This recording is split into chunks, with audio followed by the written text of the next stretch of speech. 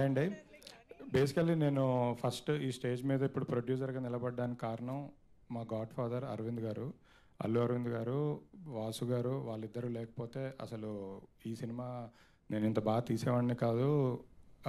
ఇంత సపోర్ట్ వాళ్ళు నాకు ఇచ్చి ఇంత నిలబడ్డారు నాతో.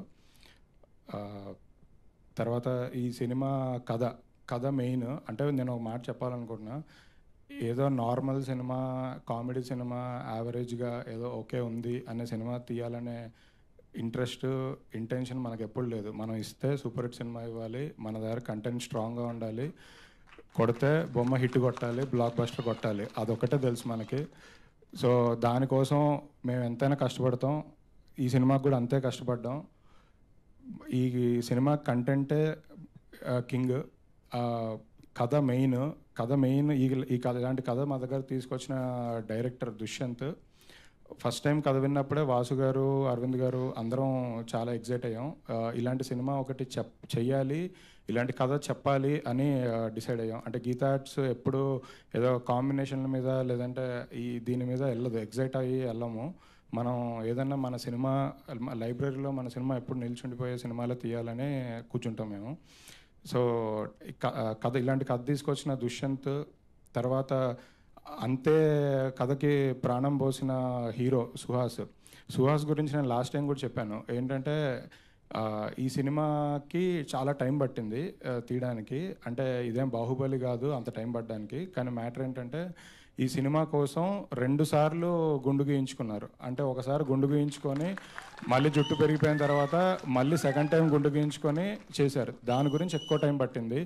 అంటే నాకు తెలిసి అంటే హీరో కాదు, ఏ ఆర్టిస్ట్ కూడా ఇంత రిస్క్ చేయరు.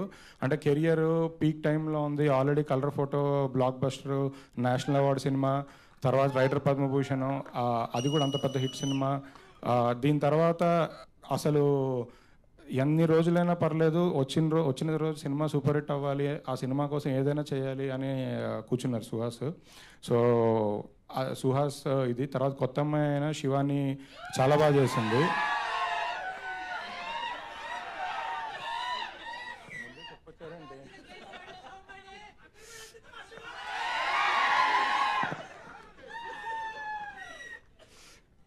తర్వాత ఈ సినిమాలో చాలా important character, lead character Saranya గారి గురించి చెప్పక్కర్లేదు. ఆల్రెడీ ప్రూవ్డ్ ఆర్టిస్ట్, చాలా సినిమాలు చేశారు. కానీ ఈ సినిమాలో అవన్నీ మర్చిపోతారు, ఈ క్యారెక్టర్లోనే గుర్తుపెట్టుకుంటారు ఆవిడ్ని.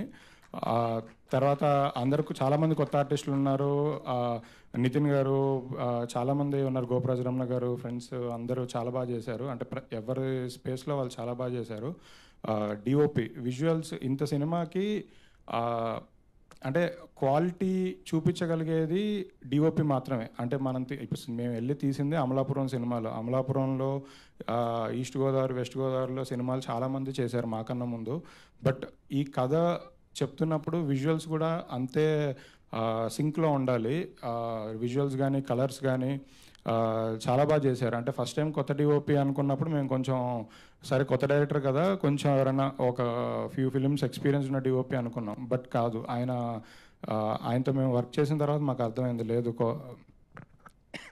డిఐలో కూడా సినిమా చూశాను, చాలా బాగా వచ్చింది, కలర్స్ అసలు అదిరిపోయాయి. అసలు మ్యూజిక్ డైరెక్టర్ శేఖర్ చంద్ర గారు ఆయన కూడా చాలా సినిమాలు చేశారు. కానీ ఈ సినిమా స్పెషల్.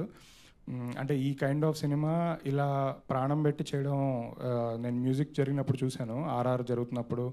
అది ఇప్పుడు లాస్ట్ మినిట్లో కూడా అంటే ప్రతి సినిమాకి చెప్తుంటారు ఆ మ్యూజిక్ డైరెక్టర్, ఇంకా మా మ్యూజిక్ డైరెక్టర్ ఆర్ఆర్లో పనిచేస్తున్నాడు అది ఇదని. కానీ నిజంగా కూడా ఈరోజు కూడా మ్యూజిక్ డైరెక్టర్ అక్కడ సాంగ్ ఒకటి చిన్న, అంటే మాకు సెకండ్ హాఫ్లో ఒక సాంగ్ ఇంకా బాగా రావాలి అంటే మీరేం వరి అవ్వద్దు, నేను 1 డేలో చేసి పెడతానని మళ్ళీ కూర్చొని చేస్తున్నారు నైట్ అంతా. టెక్నీషియన్స్, ఆర్ట్ డైరెక్టర్ అందరూ చాలా బాగా చేశారు ఈ సినిమాకి.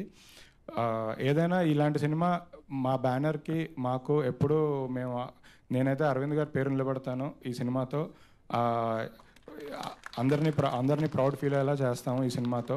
అంటే ఈ సంవత్సరం మేము చాలా మంచి సినిమాలు చేసాం. అంటే బేబీ లాంటి సినిమాలు మంచి సినిమాలు చేసాం. హిట్ సినిమాల కన్నా మాకు ఫస్ట్ సాటిస్ఫాక్షన్ ఉంది. అంటే బయటికి రిలీజ్ అయ్యే ముందు మా సినిమాని మేము చూసి మేము ప్రౌడ్గా ఫీల్ అయ్యాం, ఇది మా ప్రోడక్ట్ అని. సో ఇది అలాంటి సినిమా అదండి. సో February 2 రిలీజ్ అవుతుంది. మీ అందరికీ నచ్చుతుంది అని కోరుకుంటున్నాను. అంతే. Thank you.